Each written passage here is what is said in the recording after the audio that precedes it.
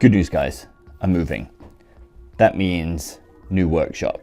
New workshop's gonna be roughly the same size, tons more headspace, only 10, maybe 15 minutes from here.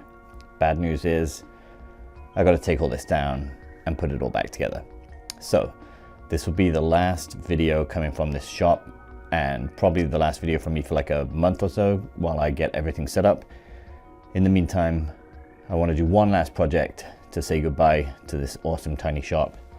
I definitely won't miss the low ceilings, those things suck. And yeah, I'm gonna make some cutting boards. Classic, right? Oh, I also have a new brand, little branding iron. I ordered it off this dude on Instagram. He's in the Czech Republic, Von Hank. Link is in the description. And yeah, let's get on with building some cutting boards. Okay, so that definitely wasn't accurate. I'm only going to build a cutting board, so a singular one, no more than that. I definitely got my hopes up, thinking that I could produce 2 or 3, but I was super limited on time. I think I had like a long weekend before I had to start really breaking down the garage to move, so yeah, just one. And as you can see, I'm using a bunch of scraps from the last project, the bench build.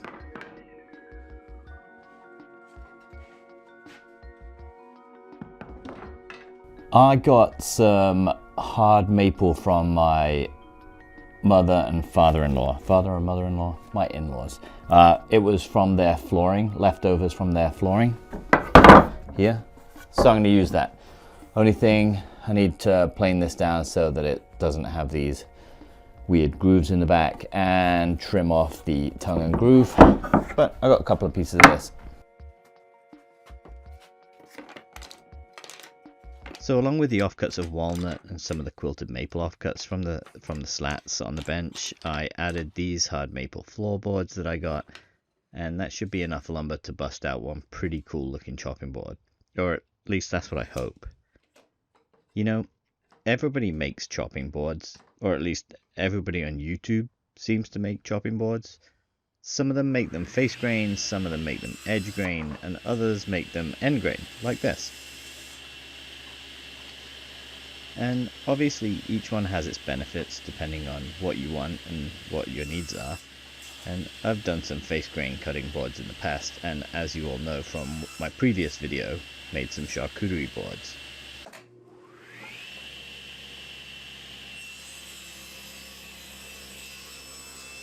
But this is my first attempt at making an end grain cutting board, and for some reason it seems to be making my brain hurt. I think it's making sure that everything is the same width and in what order to do things. So as you'll see here, I definitely didn't do this in the most efficient way possible. Also, if you're watching this video to learn how to make an end grain cutting board, I suggest you don't. It's definitely not the best for instructions or order of operations. Or in fact, not much except pure entertainment.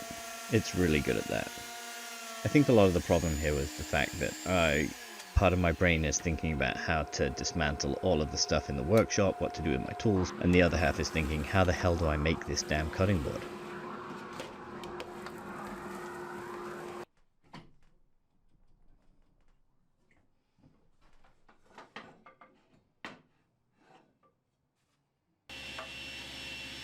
So as you can see, I ripped a bunch of wood down to the same width, and then slapped some through the planer, and some went through the jointer and the planer, and some just went through the table saw.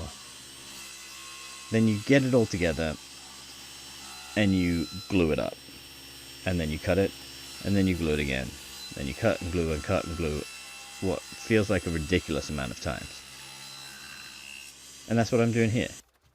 I started the process of milling up my lumber into even sized pieces. The leftover maple flooring needs some work to get rid of the ridges on the back, and the tongue and groove definitely don't need those. I'm not sure what the ridges are for, but I'm sure there's a purpose. I just don't know what it is.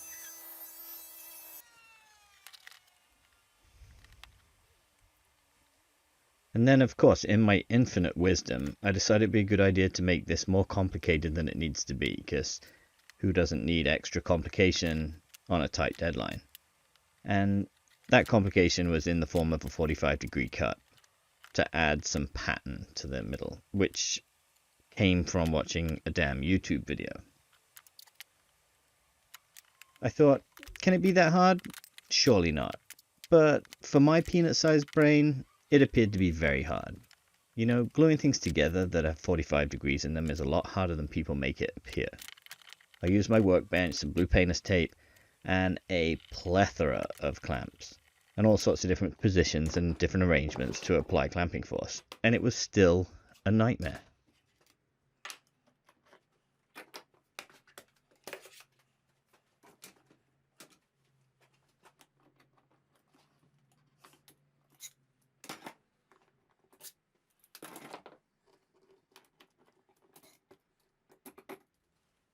Doing it this way ended up leaving me with a good amount of resawing to do afterwards, and some jointing and a little bit of planing to make sure that it was the correct size and I had perfectly smooth surfaces for the next glue up.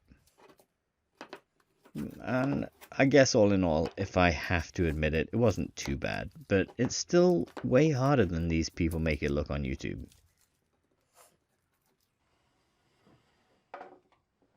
I think end grain cutting boards are some kind of rite of passage once you get a table saw, because before I had a table saw, I had zero interest in making one.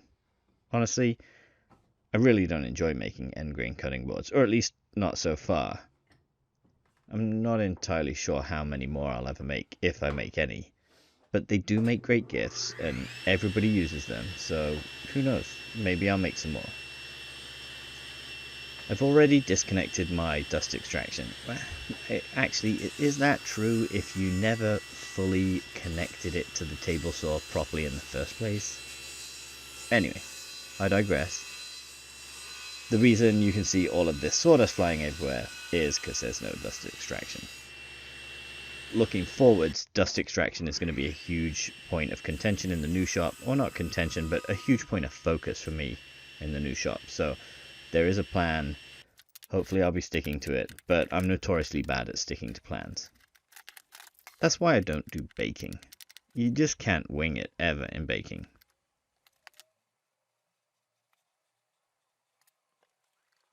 I found the easiest way to keep these suckers flat is to make some little clamping coals, and I used some of the offcuts of walnut, covered them in some red tape so that the glue doesn't stick, and then clamp them nice and flat.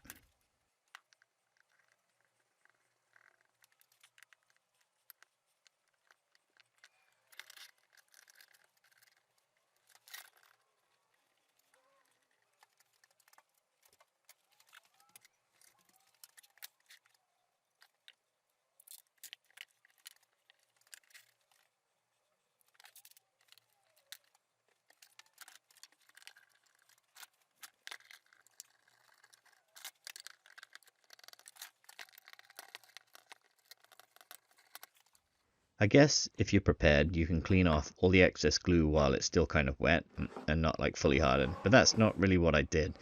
I think I may have left it a little bit too long. It's still soft, but I should have probably scraped a little bit earlier. Anyway, this scraper tool does a pretty good job of removing excess glue before sanding. I made the board a little too wide for the jointer, and I don't have a drum sander, so this is going to get hit with the orbital sander over and over again.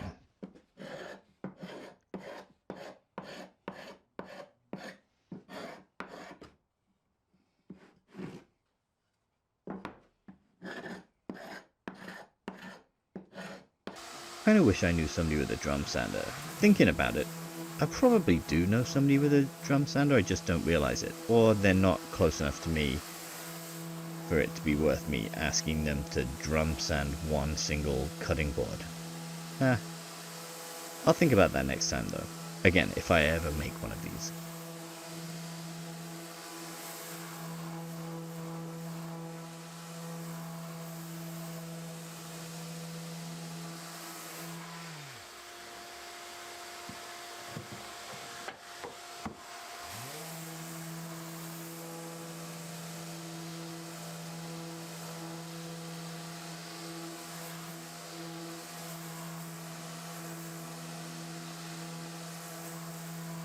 Like I was saying earlier, you know, end grain cutting boards, you like prep all the wood and then you glue it all up and then you sand it all down and you make sure it all looks nice and then you go and take it over to the table saw and you cut it all up again.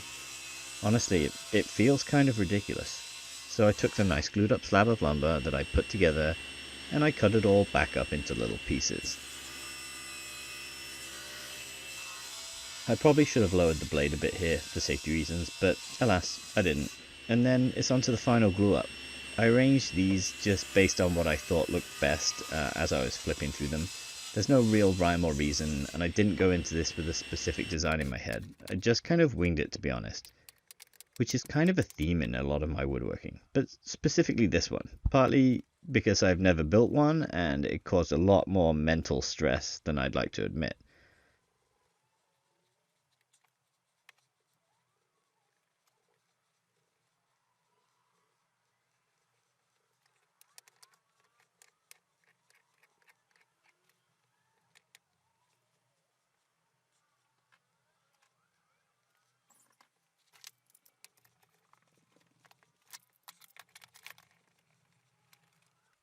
And here we are, the final sand. Well, I'll sand, then water pop, then sand again, then water pop, and then probably do a final sanding, but you get the idea.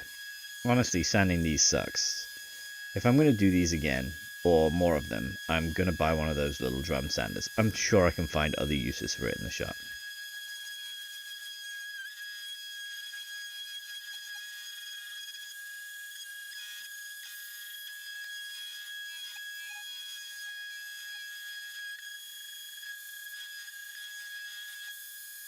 Then the last thing I have to do is trim it to shape. Something I did off camera, I have no idea why I forgot to record it, but I put a chamfer on all 4 edges. I also thought about putting a juice groove in, but I'm not sure every chopping board needs a juice groove. What if you're just using it for vegetables? I guess vegetables have juice too, especially those tomatoes, but they're technically fruit, so I stand by my vegetables. And honestly, I can always add a juice groove later if I really think it needs it, but I don't in this case.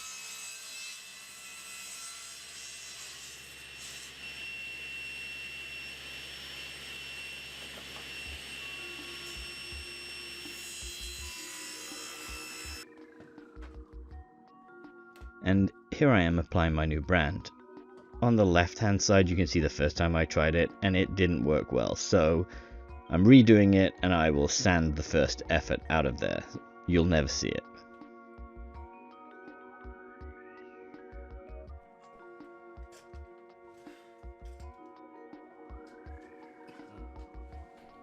And yeah, as you can see, finished the cutting board.